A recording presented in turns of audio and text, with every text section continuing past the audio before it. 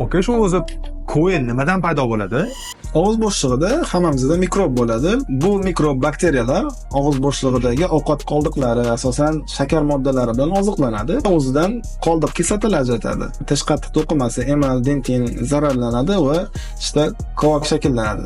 O'sha kovakka esa karies deb ataladi. Shirinlik yema tishing qurtlab ketadi deyshadi-yu. U qurt qanaqa bo'ladi, oka? Og'iz bo'shlig'ida hech qanaqa qurt bo'lmaydi.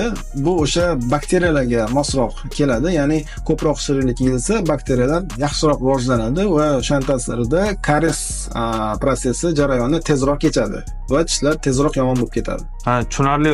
Hozir bu ko'yigimni davolash uchun kalsiy ichgin deyishyapti. Bu qancha miqdorda ichishim kerak? Qanaqa qilsam o'zi tuzaladi?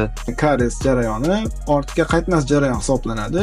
Uni hech qanaqa dori, tabletka bilan tishi yo'qotilgan qismini qayta tiklab bo'lmaydi. Buni faqat stomatolog yaxshilab tozalab, o'zini protokoli bo'yicha kompozit ashyosi bilan qaytadan shakllantirishi mumkin. Ko'yinning og'riqlarning hammasining sababi borib bakteriyaga taqalyapti. Shu bakteriya bo'lmasligi uchun, shu ko'yinni kariyesni oldini olish uchun nima qilish kerak o'zi, aka? Buning uchun og'iz bo'shlig'i gigiyenasiga qattiq rioya qilish kerak. Ya'ni tishlarning orasini iplar bilan tozalab, har 6 oyda stomatologga kelib professional ko'rikdan o'tib turish kerak bo'ladi.